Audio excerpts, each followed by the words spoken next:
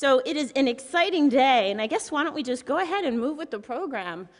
Ken Powell from UAW will first be coming up to let you know about the exciting action that UAW is having, and then I will be back. Hi, my name is Ken. I'm from the UAW. I'm going to talk really quickly about this flyer that's on your chairs.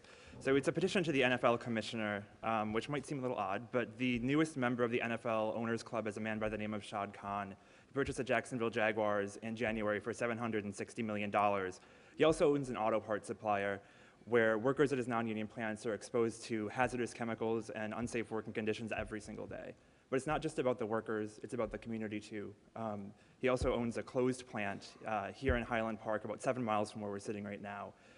Former workers there and neighborhood residents have come together to raise concerns about a long history of chemical spills on the plant site, and Michigan regulators have now agreed to test the site and also to look into the history, not the history, but look into the 40 cases of cancer in the neighborhood right behind that plant.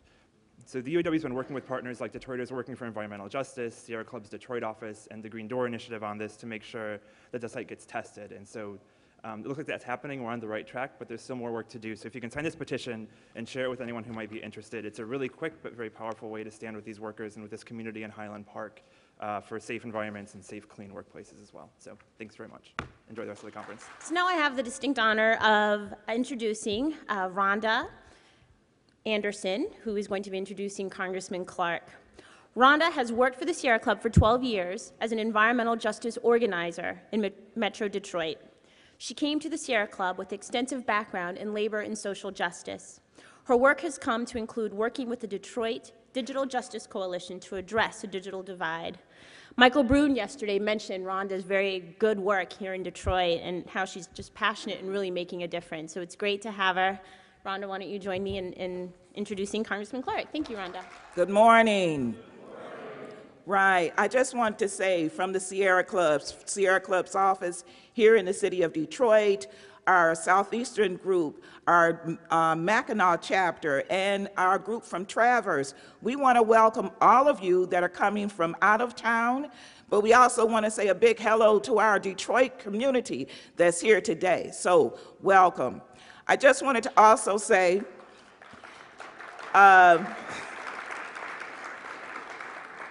you're so kind.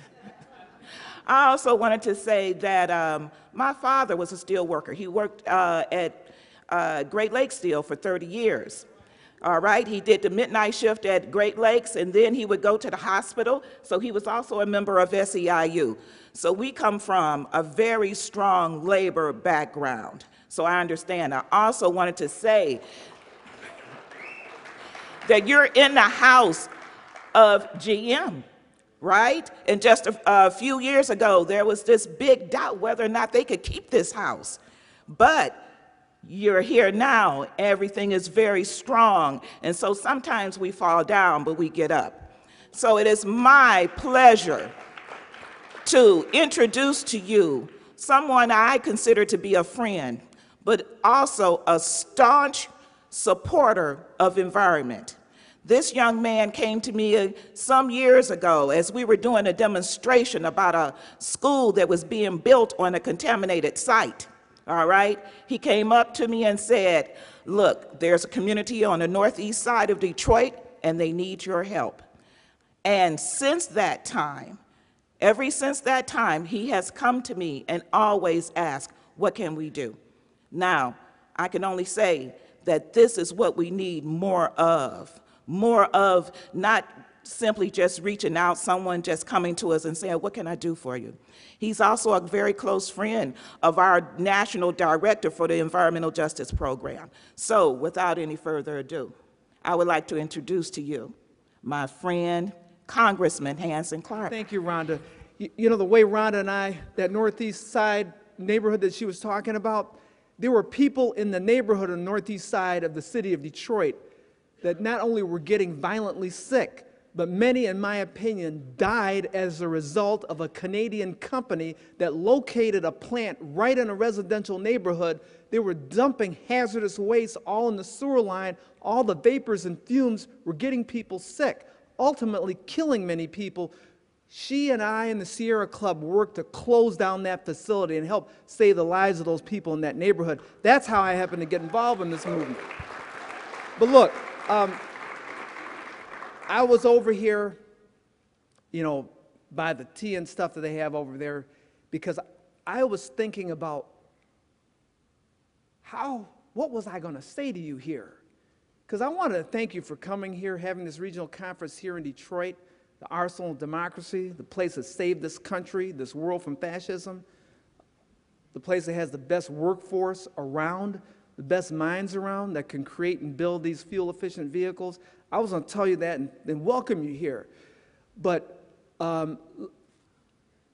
President King, our leader, and I single out the UAW because my father came from India, undocumented, back in the 30s, for one reason, to work in the auto plant. He worked in the Ford foundry. He loved that work.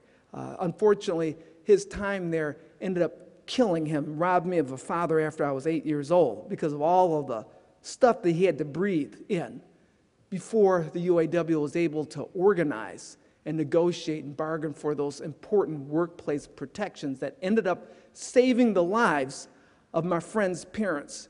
But they were too late to save my father's lives. I single out the UAW because of that, because of my love for labor.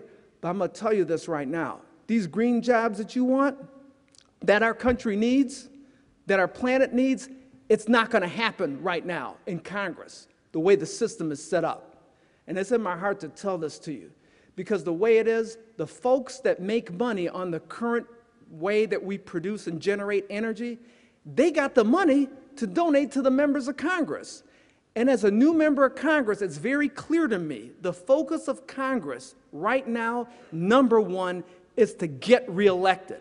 Get reelected at all costs, even if it means maintaining this current system that's not working for anyone. Now, yes, over time, we'll be able to get these green jobs. We'll be able to change government regulation and change the mindset of people in Congress. Over time, we'll be able to do that. But folks, we don't have time. Minute by minute, our planet is getting hotter and hotter. We don't have any time. We have folks out here who are willing to work, who are giving up hope as their unemployment compensation is running out. We do not have time.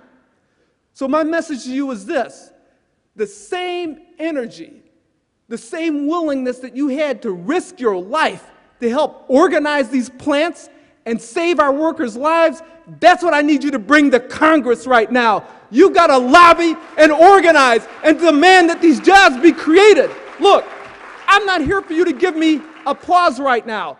Here's what I'm asking you to do. I talked about this before. The system in Congress is very clear to me. It will not be changed by members of Congress. So even though I come to you and I said, yes, please support me, I'll make a difference, people like me come and go. The only way we can change the system is from the outside. You've got to demand that that change happen now. So I need you to do this. Overthrow the system in a nonviolent way. Take it over. Demand that our planet be saved. Demand that new jobs be created. Demand that we provide hope and opportunity to everyone. The same way that we have done it for decades in the past, we have to do it even now more than ever before. Fight, change the system. We can create these green jobs together. Thank you so much, and God bless you. Thank you. Thank you, Congressman Clarke, and we will change the system together, all of us. So thank you very much for that. Amen.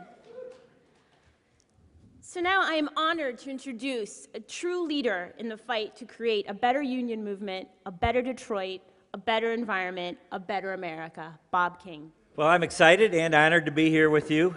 I really want to acknowledge a great friend of the UAW and great personal friend, somebody really not only fights for the environment, fights for union workers and union jobs and workers' right to organize and collectively bargain. That is Carl Pope. Carl, thank you for all you've done for this movement, for being a founder of BGA, and to fight for justice environmentally and for workers. You know, President Obama's efforts to help save the industry and put it on a path to produce and sell more efficient vehicles is bringing literally billions of dollars of new investment in the domestic auto industry. We are seeing a green-based revival of the domestic auto industry. It is good for jobs, good for energy security, and good for the environment. Since 2009, the auto industry, including suppliers and dealers, has added well over 200,000 jobs that are so desperately needed in our communities. And that number does not even include other basic industries like steel and rubber, which are also growing jobs because of the turnaround of the auto industry. None of this would be happening without the support and the work of President Obama. We all remember when he chose to back the auto industry, all the polls said he should not do it. Real leaders stand up and take a position even when the polls are against them. And we're proud and thankful that President Obama did that. And it's so clear to me, and I hope to everybody in this room, that given the alternatives that we face this November, Mitt Romney would have let Detroit go bankrupt. He would have let General Motors and Chrysler go into liquidation, which would have led to the liquidation also of Ford, because the whole supplier industry would have collapsed. And so we're very grateful that we had a leader in this country who was willing to stand up and do the right thing at the right time, support American companies, and support American workers. Everybody in this room understands that the long-term success of any industry comes from meeting customer demands. And one of the top customer demands today, thankfully, is for more fuel-efficient vehicles as volatile fuel prices really squeeze family budgets. That's one reason the UAW was proud to be with the Blue-Green Alliance and support President Obama's efforts to increase fuel efficiency and reduce greenhouse gas emissions. In company after company and factory after factory across the industry, jobs are being created today by bringing new technology into our industry. And this new technology, whether it's advanced transmissions, downsized and turbocharged engines, hybrids and plug-in vehicles, this is creating thousands and thousands of more jobs in our country that people so desperately need. In 2011, when we went into bargaining for new national agreements at Chrysler, Ford, and General Motors, we made our #1 priority bringing more jobs and more investment into the UAW. We appreciated the support of the American taxpayer in making the loans to General Motors and Chrysler. We appreciated the Department of Energy loans that were created. And so our payback to the American people and to President Obama and Democrats like John Dingell and others, and Debbie Stabenow played such a big role in this, our payback to them was #1 priority. Our members continue to make sacrifices in order to make sure that we brought more jobs into this country. And I'm really proud today to introduce 2 UAW local union leaders who will share with you a bit about the exciting investments and products at their plant.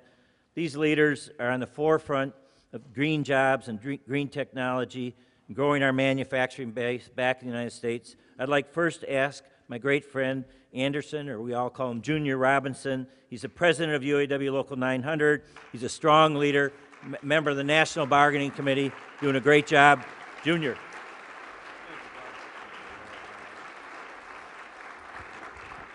Good morning, everybody. Just like Bob said, I'm Anderson Robinson. I'm the president of UAW Local 900. And we're launching the electric vehicle at that site later on this year. We launched the Ford Focus back in 2011. We're going through a great transition right now. Thanks to Obama and the funds for the advanced technology, they invested like $450 million on that site, and another $550 million for the retooling at that site. What you're looking at now is an amazing transition, what we've been going through at that location. Where we were at was it used to be the Michigan truck plant. And what occurred at that location is a lot of training where all the members, they shut down the Michigan truck plant. all the members was placed in the old Wayne Assembly Plant and other locations. And then they retooled the Michigan Assembly Plant, and they moved and I think this is the first time it ever happened. They moved everybody out of the Wayne Assembly Plant back into the Michigan Assembly Plant and went through all the training. And that's what that team can do out there. That membership is amazing out there. And now they're getting ready to launch the electric vehicle sometime in June or July, and then later the all-new C-Max at that location. They're supposed to be building the electric vehicle and the hybrid vehicle there. You know, I just want to mention another thing that the environmental folks mentioned to me a couple of weeks ago at one of the orientations. That location is also 95%, I believe, land-free. You know, to keep all the stuff out of landfills and everything. They're 95%. I don't think there's any other location that can beat that record. And plus, we got solar panels. Thank you. Plus, we got solar panels at the location that saves the company about $160,000 a year to help bring energy to that location also. Other than that, any questions? Great job, brother. Thank you. I know I'm supposed to be up here for 3 minutes. Thank you.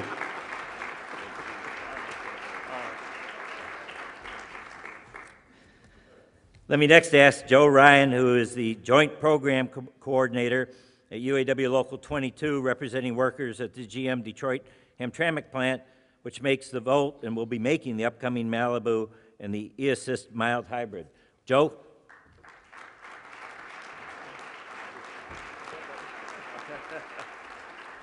Good morning.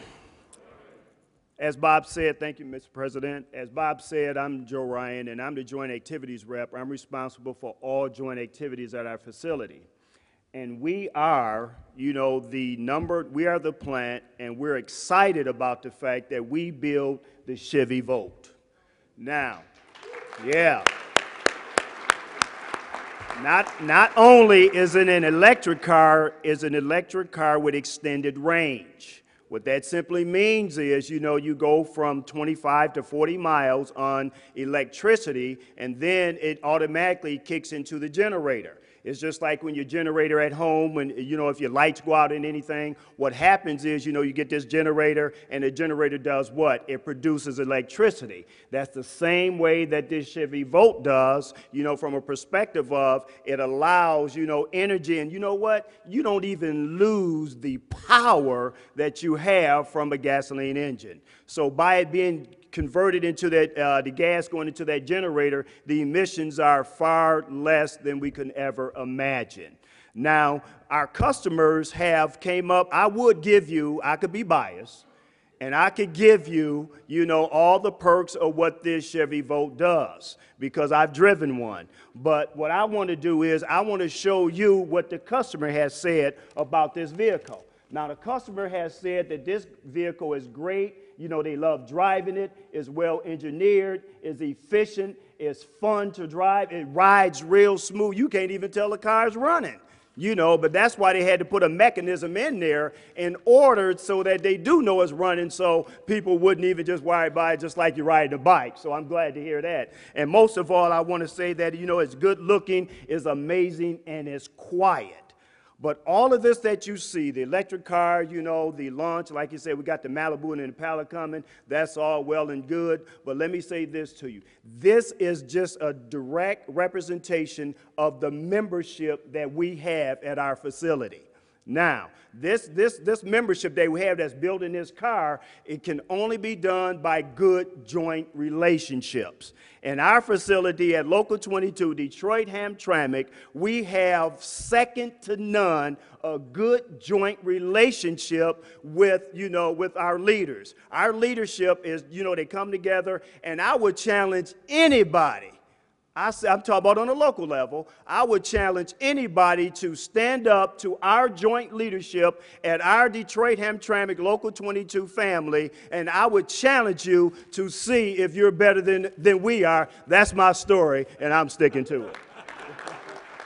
Thank you. Joe Jr. and President King, the work that UAW is doing is really what's moving this clean economy, Detroit, and your leadership has just been outstanding. So thank you, and let's once again, UAW is definitely in the house, right? Great. So now I have the honor to introduce Daniel Poneman. The U.S. Department of Energy is a huge force in terms of making a difference in creating and sustaining a clean energy economy that creates and protects good jobs. From research and development funding to loan guarantees that are working in creating good American jobs, the Department of Energy is playing a huge role in ensuring America's competitiveness and success in the 21st century. Our next speaker is Daniel Poneman, and he serves as Deputy Secretary of the United States Department of Energy. He was nominated by President Obama and confirmed by the Senate in September 2009. Prior to assuming his responsibilities as Deputy Secretary, Mr. Poneman served as a principal of the Scowcroft Group for 8 years, providing strategic advice to corporations on a wide variety of international projects and transactions. From 1993 through 1996, Poneman served as Special Assistant to President Clinton and Senior Director for Non-Proliferation and Export Controls at the National Security Council. Join me in welcoming Daniel Poneman, the Deputy Secretary for the U.S. Department of Energy. Thank you, Yvette, for that warm introduction, and I want to thank you and everybody else for the Blue-Green Alliance for organizing this very, very important forum and for the tremendous work that you are doing. I'd also like to honor Congressman Clarke and thank him for his outstanding remarks this morning. I understand you'll be hearing from Senator Stabenow and from Congressman Dingell. I think we should stop right now and give a round of applause to the great representation that this state has in the United States Congress. Right?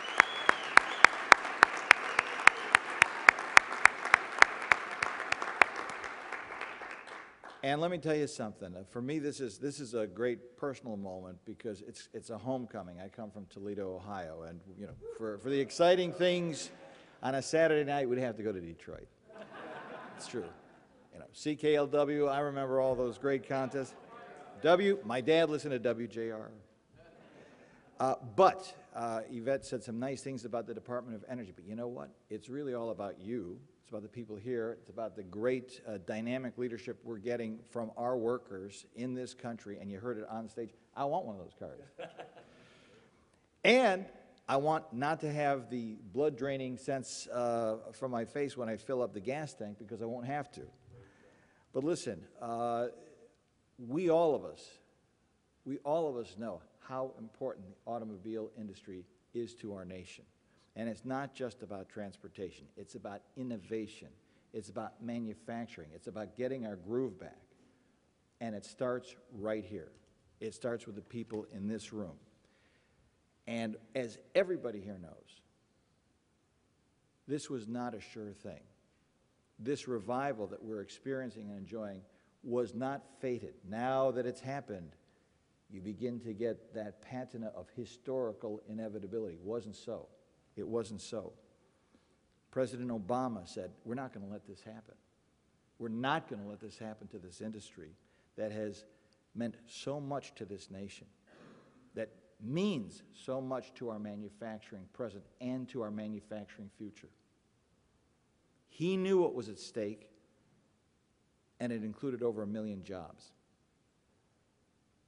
He understood that when you're talking about automobile companies, you're not just talking about cars. You're talking about the spirit of America. This is an industry we invented, for crying out loud, okay? The innovation that it has spawned has coursed through the American economy. It's a source of our manufacturing might. And you know what it's about most of all? It's about people. It's about workers. It's about their families. It's about their communities. I know this, okay? all four of my grandparents were born in what we call the old country. In fact, the story I was told growing up was they were all transplanted to Cleveland. That's where they were sent from Ellis Island. They were heading to Detroit. We ran out of gas in Toledo. And that's where we stayed.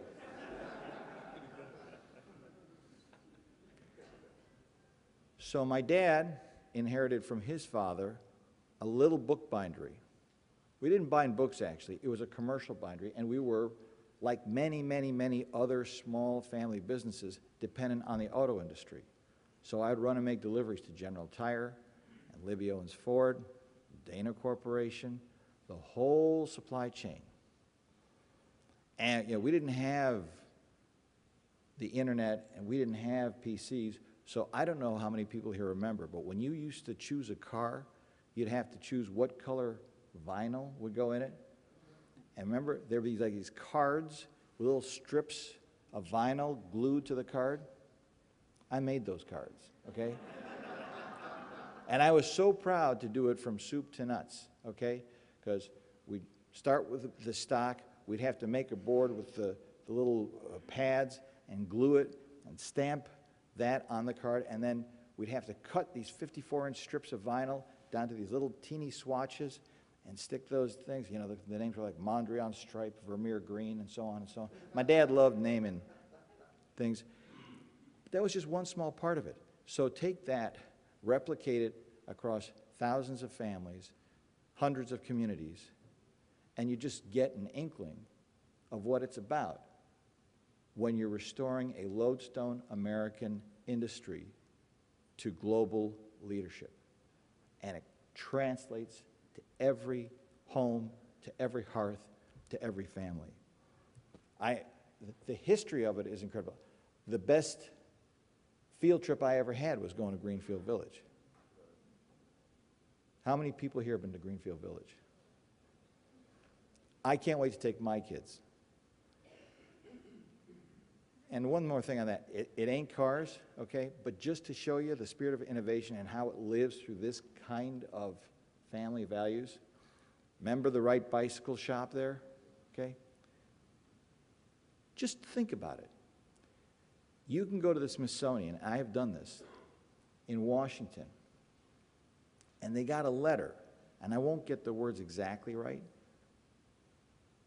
but it goes something like this. It's a letter to the Librarian of Congress. Dear Sir, we are trying to learn some of the principles about heavier-than-air machines and the potential of flight. Could you refer me to any books or studies? I'll be happy to remit any price that is required. Letters from like 1897, signed, Wilbur Wright. Wilbur Wright. So those two guys who made bicycles and made this little homemade wind tunnel and used their smarts and their wits go to Kitty Hawk in 1903. And they start an industry that the United States still is a global leader. That's the kind of innovation we still get from our people. So never forget, that's the first and foremost thing. But it took some hard choices when President Obama faced those issues. There were people who said he ought not to do what he did, but we worked hard in the cases of GM and Chrysler. We worked through the choices that spared our economy, the catastrophe that would have ensued had those great American companies been allowed to go under. And we are all of us, and not just those of us in this room, but well beyond this room, we're all the beneficiaries of it. And because Americans never miss an opportunity, GM and Chrysler took advantage of that strategic breath of air, and they restructured, and they retooled, and they redesigned. And they didn't just try to go back to the old ways of doing business. And we're now making an incredible comeback, a national comeback and a global comeback. After 7 years of decline, we are out there producing. In the last 2 years, the industry has added more than 160,000 jobs, and there may be 100,000 more on the way. And you know, with every job, there's a family that goes with it.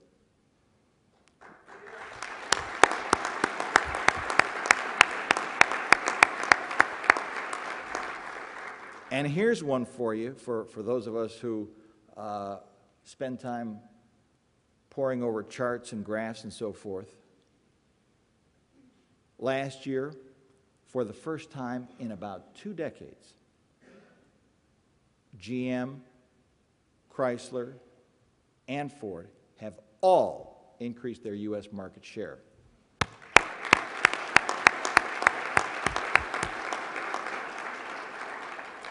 So thanks to President Obama's leadership, the crisis was averted. So now here's the question. So now's the time. We rest on our laurels, right? No. Now we're just going to sit back and say, oh, glad that moment has passed, right? You know what all of us here notice? I know I notice every time I go to the pump. Gas prices are still too high. They've come down a bit. It's still too high. It is shocking just to fill up the tank. So we need to have an energy strategy built for the future. We need, therefore, and not just here, but around the world, fuel-efficient vehicles so everybody can get more miles for their money. So what does that mean? That means we got to keep innovating. We need to build and design efficient vehicles for America and the world. We're not going to go back to making the old cars. We've got to build better ones. And fortunately, and you just heard excellent examples here a few minutes ago, we've got the workers, we've got the R&D, we can make it happen.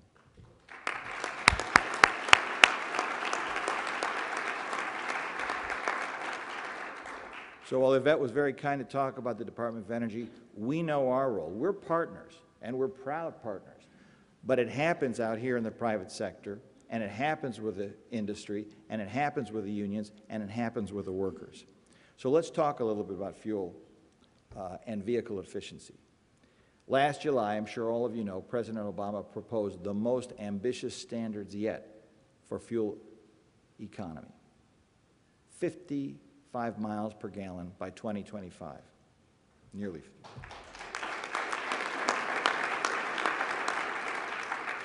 This is the most ambitious step taken yet to reduce our excessive dependence on imported oil. And you know what it took to get there? This wasn't some Washington mandate. People from the government sat down with people in the unions and people in the industry, and they worked it out. And you know, something that's consensual, you work out that way, that sticks, okay? So that is the kind of cooperation and partnership, public-private partnership, that's going to bring us to reduce our oil dependence, get you cheaper fuel, and let everybody drive further and farther with their families. It took tremendous effort. So by 2025, what's going to happen with these new standards? It's going to save every family on the order of $8,000 per vehicle, okay? It's going to reduce our oil consumption on the order of 2.2 million barrels per day. Get this, it's going to keep more than 6 billion metric tons of greenhouse gas emissions from polluting the air that we breathe.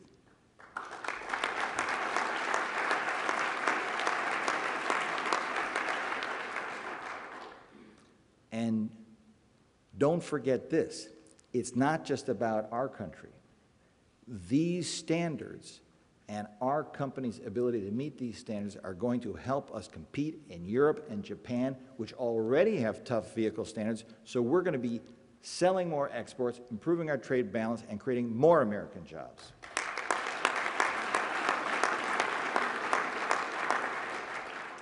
And finally, as we go through this, you find that these standards drive innovation. They drive new technologies. So we're going to be getting advanced combustion. We're going to be getting better lightweight materials, stronger materials. We're going to get improved electrical vehicle drivetrains, which you just heard a bit about, and a host of other products. Each of these things leads to stronger companies and more jobs. Now, finally, and I think a lot about this, it's going to enhance our national security. You remember President Obama said, let's cut our oil import bill by a third by 2025. That's important to our national security. That also will come out of these fuel efficiency standards. So we're doing our part at the Department of Energy. We're doing our part by investing more in R&D to improve the internal combustion engine, to reduce vehicle weights through lighter materials, and to improve the aerodynamics of our heavy-duty vehicles. And through our Advanced Technology in Vehicle Manufacturing program, we're supporting companies that are making next-generation fuel-efficient vehicles and components in the United States that can compete all around the world. Yeah, that's worth it. This is not some abstract notion. Under that program, we extended a loan of about $5.9 billion to Ford, which is now supporting jobs in Ohio, in Michigan, in Illinois, in Kentucky, and Missouri.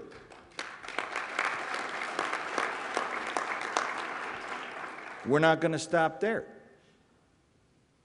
Electrification is the next exciting innovation we're going to talk about. And you heard an excellent presentation today, and that's happening not just here. I've opened battery plants in Tennessee. It's happening all over this country. And it's going to help reduce our dependence on imported oil. It's going to put Americans back to work, and it's going to cut pollution, even as we're reinforcing and recreating more and more jobs in a strengthened manufacturing sector.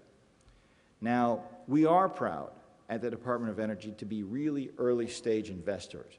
You know, it's not fair to expect an investor who's out there to wait, hey, no, I think I'll wait 15, 20 years for my payback. Nobody's going to want to do that, right? So our value add is very, very strong at early stage R&D investment, and the investments we made 2 decades ago in first-generation hybrid vehicles at places like Argonne National Laboratory near Chicago have produced the lithium-ion battery breakthroughs for vehicles that are now enabling this whole electrification revolution in the market today. Now, to win the battery and electrical vehicle race, the Department of Energy is partnering with industry to reduce manufacturing costs of advanced batteries, because it's not good enough just to have the batteries. We got to get them competitive in price and down in weight as well. Of course, everybody here knows Michigan is at the forefront of this effort. Companies all over the state are producing the parts that will power electrical vehicles on the road. And I want to again acknowledge Congressman Clarke and your outstanding delegation for the leadership that they have provided in making this happen.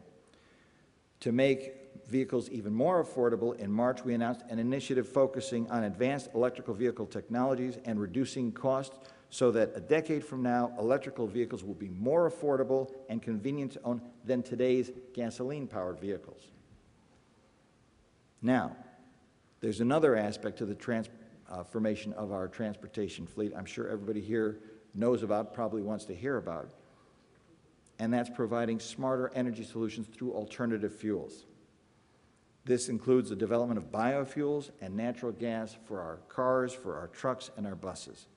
And we're not just talking the talk in Washington, we're walking the walk.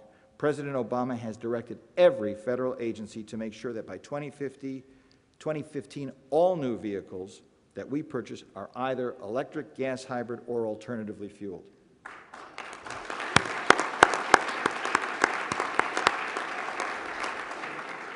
We're not stopping there.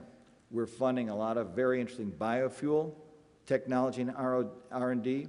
This incredible development we've witnessed in past years with the shale gas revolution driving down prices makes a whole range of other technologies possibly competitive and interesting, from looking at liquefied natural gas for our long-haul corridors where you have huge trucks that can get the benefit from that, to looking at the kind of innovations you can do with compressed natural gas, fleet vehicles, and if we get some of our R&D to succeed in getting the tanks down and getting the pressure down and getting the 3,500 PSI tanks down to a 500 PSI tank and so forth, you can talk about migrating compressed natural gas out of the niche market of fleet vehicles across the whole light-duty fleet. That would be a huge game changer and another great progress for American technology.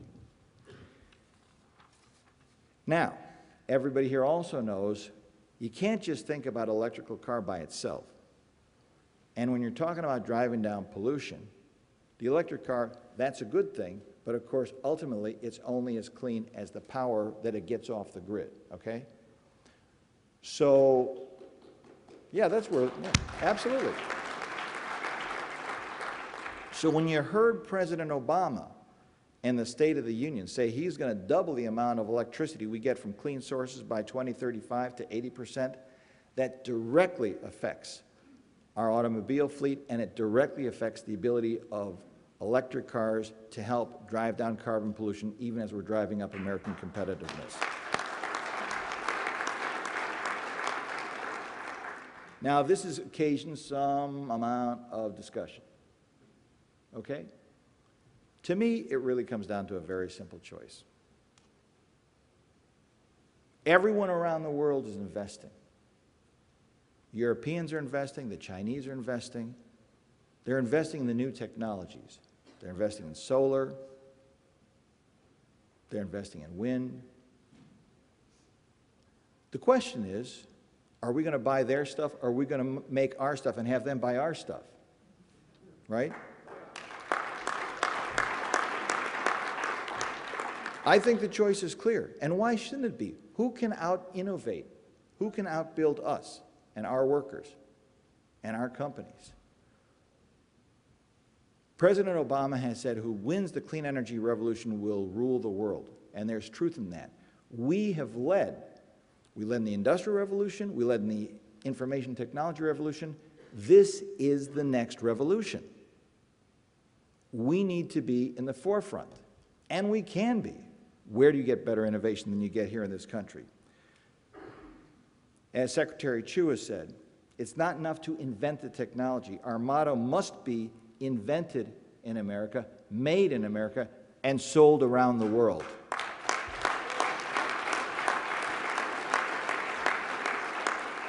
So we are blessed that we have the most powerful asset we need for this next revolution, and that's the American worker and American innovation, American creativity, and yes, American ambition.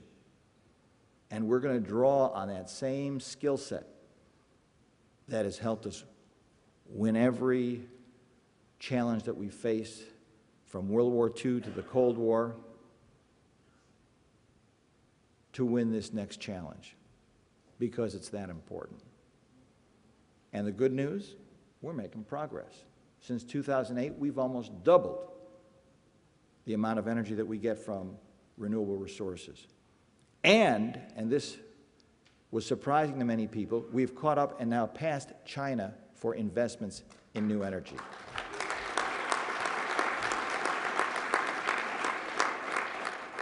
So that's why this week, President Obama called for the extension of the production tax credit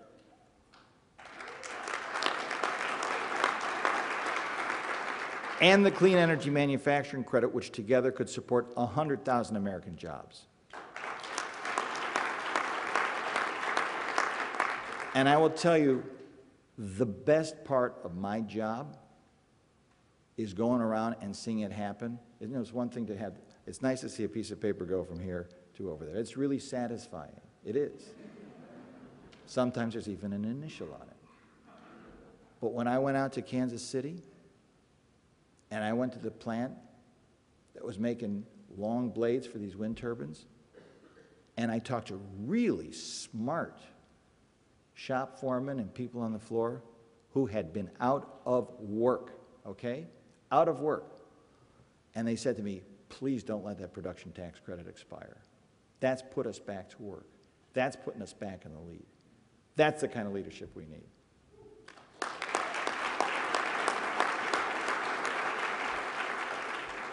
So what are you hearing here? This is not about one person. This is not even about one industry. It's not about one state. This is about our future. And you know what else? It's about our families, and it's about our children, and it's about their future. I think this is an incredibly exciting moment for the nation. I want to see us continue to regain the lead that we've won through hard work, through innovation, and yes, through vision. Vision of our leaders, and vision of the people in this room, and vision of the people you represent.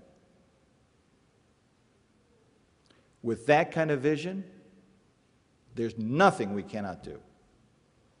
And I want to salute your congressional leadership. I want to salute your union leadership. I want to salute the companies for whom you all work. But most of all, I want to salute you and I want to thank you. And I say, God bless you for all you're doing for this country, and keep it up. Thank you, Secretary Poneman. We will lead the clean energy revolution. It really will be with the leadership the Department of Energy has really demonstrated and shown, from R&D to jobs to national security to competitiveness. I mean, DOE has been true champions, so we'll continue to do that work together. So thank you very much, Deputy Secretary. So this is the most exciting part of the conference. Unfortunately, David Foster, our great executive director and visionary and our great leader of BGA, could not be here with us today due to a passing in his family. But this is always our favorite part, and you may be wondering what's blinding you up here with the very bright crystal diamond look. But it's our award presentation time, and we have two very distinguished leaders. So the voices of working people and environmentalists are sometimes drowned out by the special interests in Washington, D.C. But some of the people in Congress are listening to us and working to build a more efficient America where we can create and keep good jobs while also protecting the environment and the rights of working people. Today, we're here to honor two such people, Senator Debbie Stabenow and Congressman John Dingell. For the past 3 years, the Blue-Green Alliance has given out the Green Jobs Champion Award to recognize the contributions of people to creating good green jobs here in America. Previous winners include Energy Secretary Dr. Stephen Chu, Congressman Henry Waxman and Ed Markey in 2010 for their great climate change legislation, Majority Leader Harry Reid, U.S. House Minority Leader, then House Speaker Nancy Pelosi. And each of these winners was lauded for their work to make America greener and create good jobs. So today, on behalf of the Blue-Green Alliance and our partners, and together with President King, I'm honored to present these Green Job Champion Awards to Senator Debbie Stabenow and the Dean of the U.S. House of Representatives, John Dingell. So Bob is now going to have the honor of introducing and presenting with me to the award to our distinguished honorees. Well, this is a fun part of the agenda, and it's an honor for me to be asked to introduce two of my great friends and two friends to everybody in this room. First of all, Senator Debbie Stabenow is really, as we all know, a true friend and a fighter for everybody in Michigan. She was elected to the United States Senate in 2000, and she is respected for her ability to build coalitions to get things done for people in Michigan and in our nation. As chair of the Senate Agricultural Committee and a member of the Senate Energy, Finance, and Budget Committees, she has a powerful and unique role in shaping our nation's manufacturing, healthcare, and agricultural policies, which are so critical to all of our futures. Among her many accomplishments, she has cut taxes for small businesses and passed initiatives to revitalize our manufacturing sector. She has also authored the retooling loan program for advanced manufacturers that is bringing jobs back to Michigan from Mexico. She serves as co-chair of the bipartisan Senate Manufacturing Caucus and was appointed to the President's Export Council by both President Bush and President Obama, where she helps Michigan companies export their products overseas. Her voice in the Senate is pivotal to creating good, green jobs in Michigan and throughout the country. You know, on a personal level, I know when our industry was under attack, and we talked about the courage of President Obama, but one of the great spokespersons for saving manufacturing and saving the auto industry was our great friend. Please join me in congratulating the 2012 Green Jobs Champion, Senator Debbie Stabenow. Thank you so much. Thanks, Bob and Yvette, and to all of you that are here. You are in the place that's happening, Detroit, Michigan. This is the place where things are happening. So, and Joe and Junior, we're so glad that you're up here as well. And to all the leadership, I'm so proud of Bob King's leadership, and I know that you heard as well from President Leo Gerard, my other great friend, and so many friends in the labor movement who are leading the way for the future, truly. I'm not just saying that. I mean, really in terms of vision, to have a middle class in this country, to be able to make things in America, to be able to move the country forward, as our Deputy Secretary, Dan Poneman, said, to be able to have a vision and really win the global competition on clean energy. That's really where our future lies. And I am so very glad that this coalition has come together and has been so effective in working with us through the last number of years. And I know Mark Schauer is here, who heads the Jobs Initiative, and he and I were together when we rolled out the Blue-Green Alliance's Green Manufacturing Action Plan, which is a very exciting blueprint for how we get there. And I see Congressman Hansen Clarke here, and we thank you for your leadership also. And I'm certainly always proud to be here with our Dean of the Delegation, Congressman John Dingell. Let me just say a couple of words about what all of this means to me and why I'm so laser focused in partnering with you on the future as it relates to jobs, good paying jobs, not just any old job, good paying jobs you can raise your family on, have a future on. But you know, when we look at all of these efforts and the strategy that we've put together, you know, I see all of this around clean energy as it relates to jobs. I tell people all the time, when folks talk about wind energy, you know, they talk about how to use wind. When I look at a big wind turbine, I see 8,000 parts, and we can make every one of those in Michigan, by the way. That's jobs. Jobs. So it is important, and you know, we're also going to be the place this fall of a very important ballot initiative, 25 by 25, and we've got to make sure, as well as collective bargaining, which, by the way, go together if we're going to have those good-paying jobs for the future, and we got to make sure both of those are connected. But and I have to brag about Michigan. I'm sorry. If you're not here from Michigan, you ought to be in Michigan. You know, we ought to. But because of all of the work that's being done, our federal policy and state and what our former governor, who was so focused on clean energy, as well as the efforts in the Department of Energy and so on, I'm very, very proud of the fact that you are sitting at a place that's within about 15 miles of the #1 numbers of new clean energy patents in the country. The ideas are coming from right here where you're sitting. You drive 15 miles any direction. I mean, the new ideas are coming from here. And because of that, the U.S. Patent Office has decided for the first time ever to set up a satellite office to give out patents, and they're doing it in Detroit. And I'm so excited about that.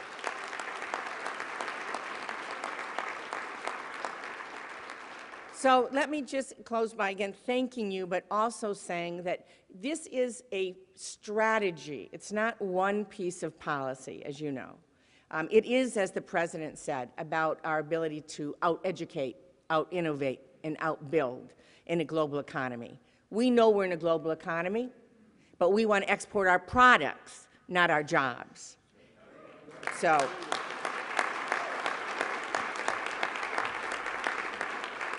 So the strategy, and I know all of you really, really understand this. This is why I'm so very glad to be a part of partnering with you. We have to focus on education. We have to focus on retraining. There are wonderful efforts happening through community college, through our labor organizations, our unions, all kinds of training that's going on that's absolutely critical in terms of education. We've got to out-innovate. That's why we put money into advanced battery innovation. It's not an accident that in 2009 we were producing just 2% of the world's advanced batteries, and that 2 years from now we're going to have the capacity to be making 40% of the world's advanced batteries in America.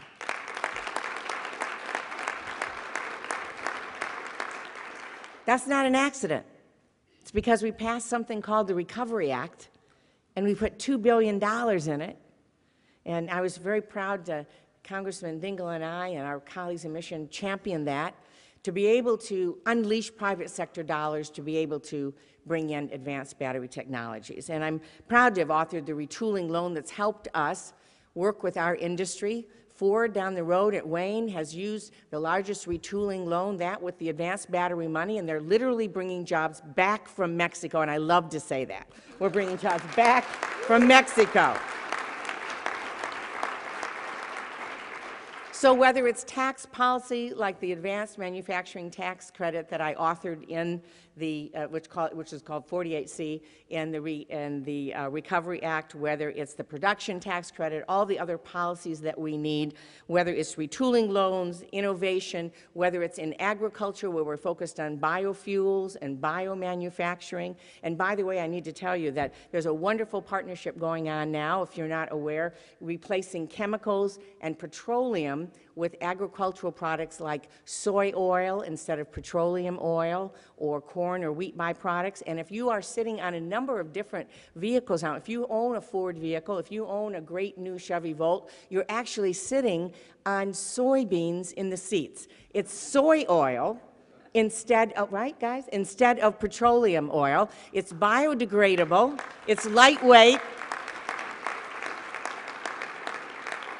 And I see my friend Carl Pope out here. Carl, if you get hungry, you can also munch on something in the car. So, you know, we are seeing a vision of new clean energy that brings agriculture and manufacturing together. I just reported out a new 5-year farm policy called the Farm Bill. We are focusing on bio-based manufacturing, and for the first time in a real strategy as we go forward. So it's about a vision. It's about a commitment.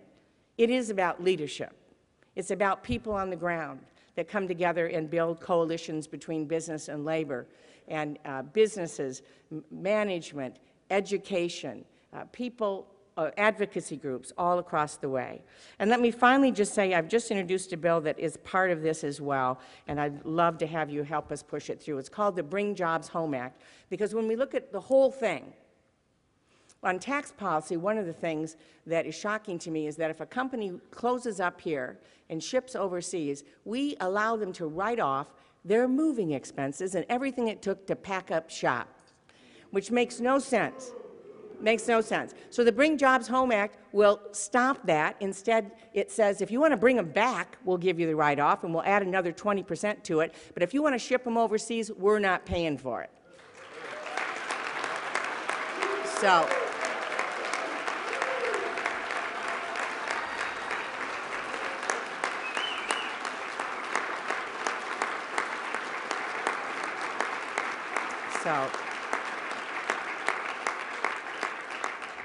I'm proud to say the President just rolled out a five-point agenda last week, and that was at the top of the list. So we've got to get this one done. Again, I'm grateful. I appreciate the recognition. All of you are working so hard. Thomas Jefferson said, "Opportunity is missed by most people because it's dressed in overalls and looks like work." You know, we got a great opportunity. It's going to take a lot of work. Count me in as your partner. Thank you so much. Our next awardee, he's a great friend of all working people, not just in Michigan, but really across the country. He's been a fighter for all of us. He's the Dean of the U.S. House of Representatives, is the longest-serving member in the history of the U.S. Congress. He spent his whole career standing up for working families in America, and is currently serving in his 29th full term in the U.S. House of Representatives, fighting for and representing the constituents of Southeast Michigan. Congressman Dingell has always fought for American jobs and for balance in protecting Americans' economic competitiveness. He has fought for American education, manufacturing innovation, technology, and the American auto industry. Congressman Dingell has been the strongest advocate in Congress for health care reform since 1955. He has introduced the Universal Health Insurance Act in every single Congress he has served in. Yeah, that deserves a major applause. He presided over the House when Medicare was passed in 1965.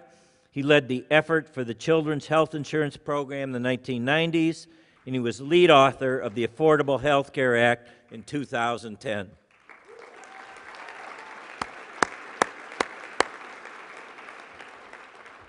As chairman of the House Energy and Commerce Committee for 16 years, the ranking member for 12 years, and now as chairman emeritus, Congressman Dingell earned the nickname of America's Watchdog for his legislative and oversight leadership on a wide range of issues, from improving the health of the quality of our blood supply, expanding pharmaceutical safety oversight, improving consumer product safety, streamlining defense procurement, developing pipeline safety, and scores of other issues.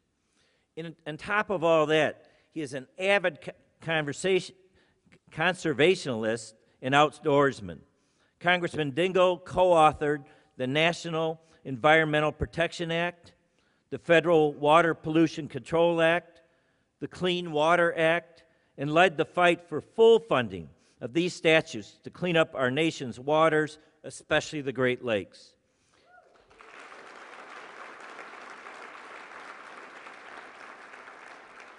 He wrote the Water Quality Act, the Endangered Species Act, the 1990 Clean Air Act, the Safe Drinking Water Act, and authored legislation to build North America's first international wildlife refuge, among many other things. He's a great friend. He's a champion of all working people. Let's give a great welcome and join me in congratulating the 2012 Green Jobs Champion, our great friend, Congressman John Dingell. Well, this has got to go to my head. And good morning. And thank you all for the honors which you give me this morning. I'm deeply grateful. I want to begin by introducing the lovely Deborah, my wife and closest friend. She's a pretty blonde over here.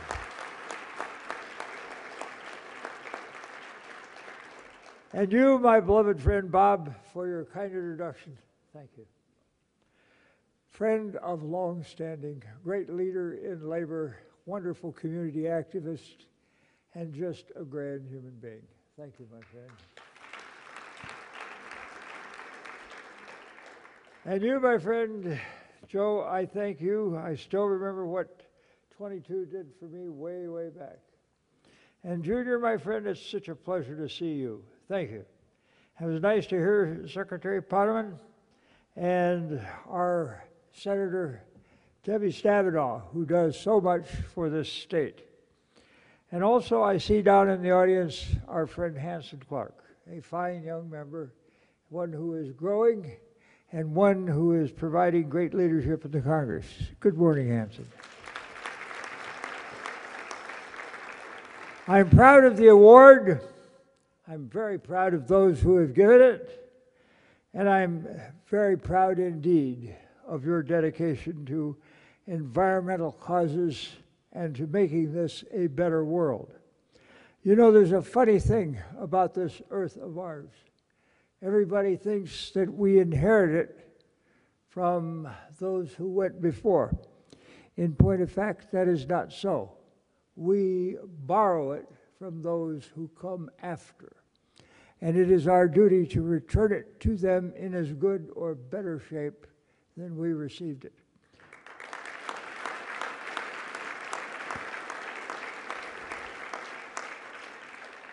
And that's one of the reasons I'm particularly honored at your award today, because we need to know that in the future we must all unite, government, industry, labor, environmental organizations, ordinary citizens, and everybody else.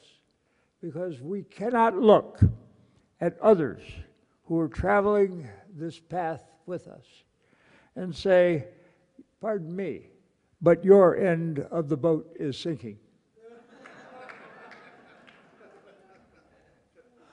That's why your labors here are so important, because you recognize that we must work together to see to it that our joint interests are carried forward.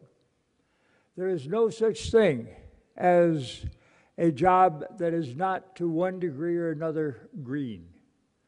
We are all having to recognize that every job is and must be green, and indeed it must be more green.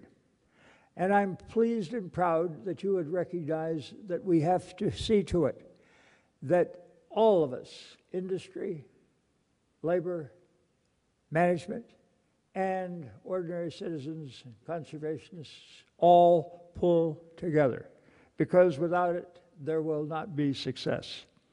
Last year, President Obama, as all of us recall, in his State of the Union message, said we must all outbuild, out-educate, and out-innovate to stay ahead of our global competitors in some of the most savage competition that we have seen in the world economic front. And so, as we do this, we have to recognize that we must all pull together, and that each of us has to understand that the only hope of success for us is by working together. One of the great sorrows I think we all share is that Washington and our seats of government around the nation are not pulling together and are not united. We've only passed something like 120 bills this year. 3 of them, I'm pleased to say, are mine. I'm even more pleased to say that they're not just post office namings.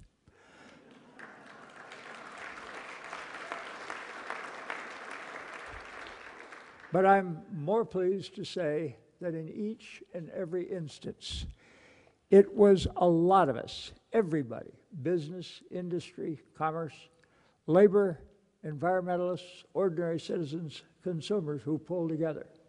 One was a drug safety bill, which will be on the floor in the end of September, or rather in the end of May. One was a food safety bill, which the President has just signed. And one is a pipeline safety bill, which is going to see to it that our pipelines are contributing to good environmental management and not leaks, explosions, and damages.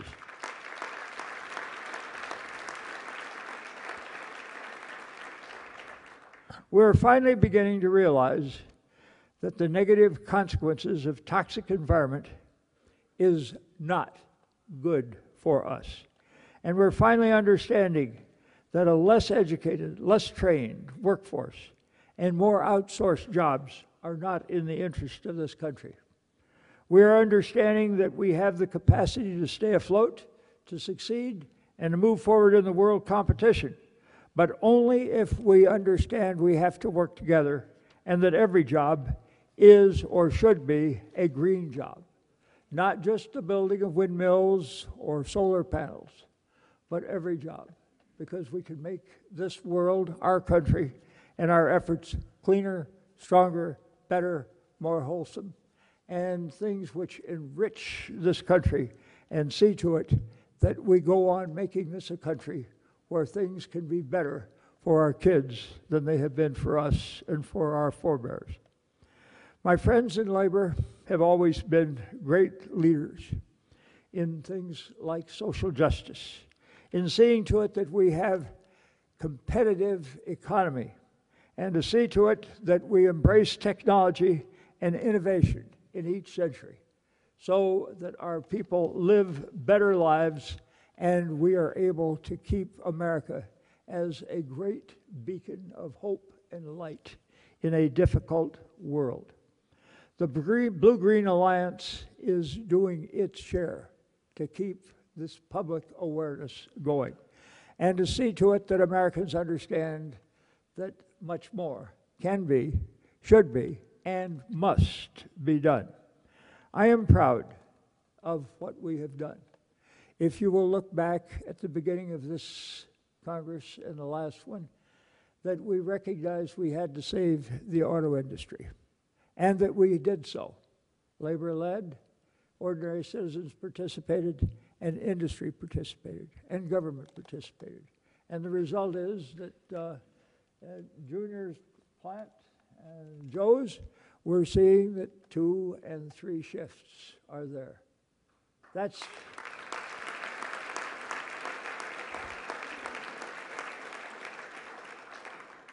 making this a better place.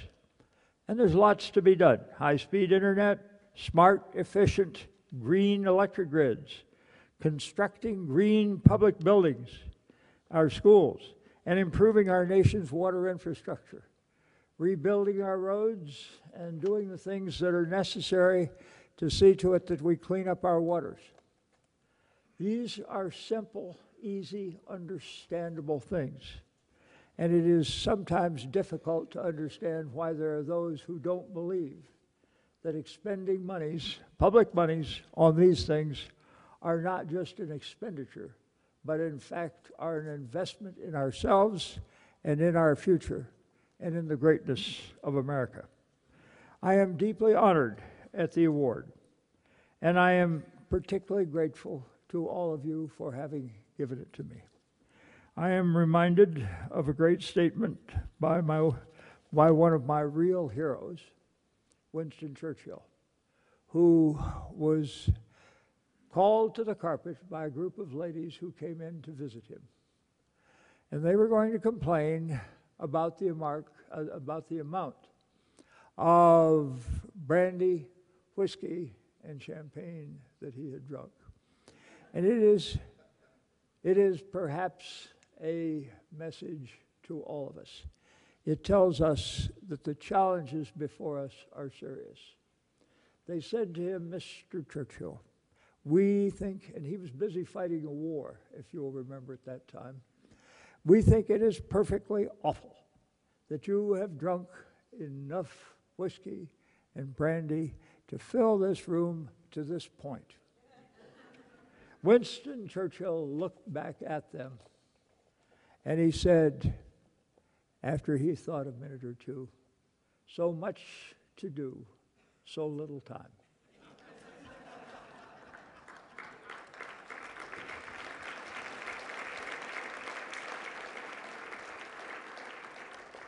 My dear friends, that is what we confront.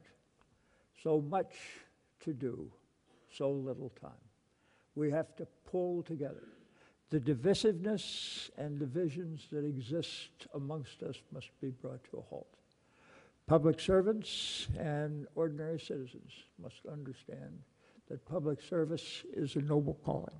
Much can be done, much needs to be done, and much must be done in limited time if we are to remain the great and wonderful country that we all love.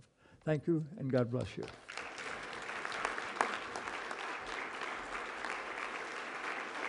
Thank you, my friend Bob. Junior, thank you, my friend. Joe, God bless you. Thank you, Congressman Dingell. That was very moving. What a terrific and special morning. Let's hear it again for Congressman Dingell and Senator Stabenow.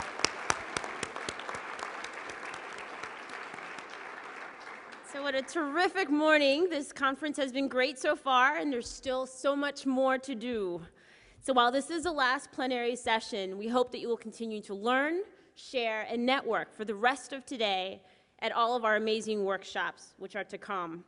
You will find a list of the workshops in the green papers. If you don't have them, just ask the volunteers and we'll get you one, so the whole schedule is there. There has been one change that I would like to share with you. Due to some changes with the facilitators, the Veterans Green to Green workshop, so very important, it's about putting our veterans into the clean, green jobs. That workshop, which is going to be during session 3 today, will also run during session 2 in LaSalle A. So if you have any questions about that, please ask our great volunteers. So I would like to thank all of you for coming, because it's people like you, people that are dedicated to building a better economy with good green jobs, are the reason these conferences are a success. And it's the reason why there is still great hope for America to move to a 21st century economy with good green jobs. We're getting there. There's a lot more to be done, and it's because of all of you that we will get there. I also want to take a moment to thank the speakers for not just the plenary sessions, but also the workshops, because it's these speakers who come from all walks of life and who are sharing their knowledge and their passion, and we thank them for it. Finally, I would like to thank the hardworking staff of the Blue-Green Alliance, Sam Sewell and the conference team and all of the various departments, our field, everybody who really put a lot of work in making the 4 regional conferences a success. We will be back. We'll be in DC next year in April 2013, so there'll be much more to come. And we look forward to seeing all of you there. I'd also like to thank our great volunteers in those lovely bright yellow glow-in-the-dark t-shirts. They've just been fabulous in helping everything run smoothly, and they've volunteered their time, so thanks to them for everything. So you guys are amazing. Enjoy the rest of the conference. Meet a lot of people, and we look forward to seeing you next year. So thank you very much.